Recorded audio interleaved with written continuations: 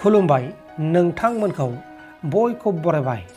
दिनै 9 मार्च 2023 बाराय जायो बिस्थिबार। फैदो दिननि खौरांफोरखौ बेखेवनोसै।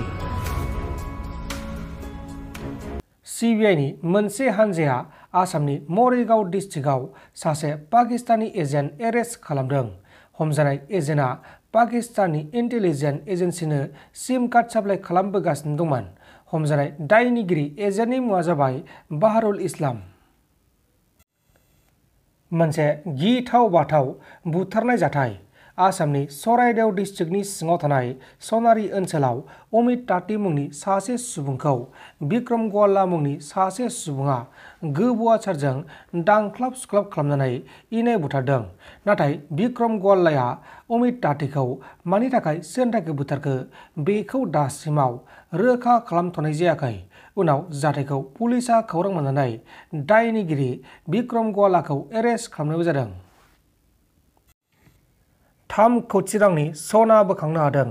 जिआरपिएफ रेल बिफाननि पुलिसआ गुवाहाटी नोगोरमानि रेल बाजारनिफ्राय गोख्रों सिग्रोमनानै 3 कौटि रांनि सनाजों लोगोसे जाथायाव लोब्बा थानाय सासे सना फालांगिरिखौबो एरेस्ट खालामदों। हमजानाय सना फालांगिरिनि मुङा जाबाय सम्पद राव। साननैसोनि गेजेरावनो आङो हाग्रा मैलारि बिथांनि सायाव गेदेर मेसेज होनो थांगासिनो दङ।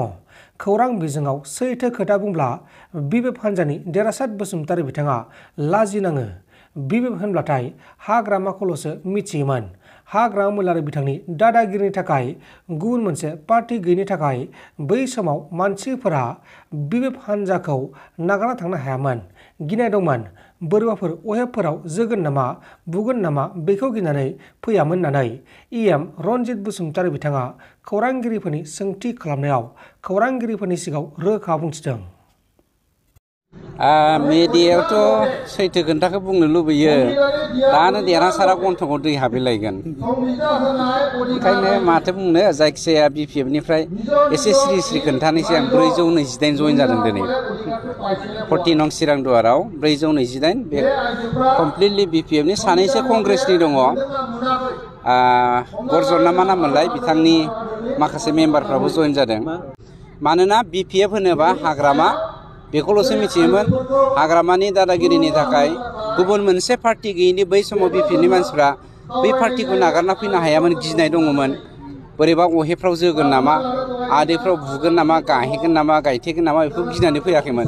दा औ दाथ' बेथ' मा होनगोन, दिफां जाबाय, गैला बिनि साननाय हनाय। आं नोंथांमोननो खोब बावैसो खम समनि गेजेरावनो मोनसे हाग्रामानि मेसेज होनो थांगासिनो दङ। एसे धर्ज हमथ'।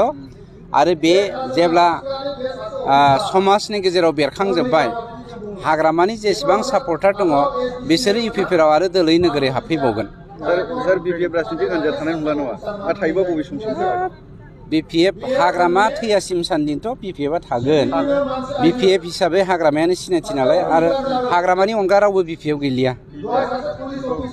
गाबोननो दावराव खालामगोनलाय नामा नोंथांमोना?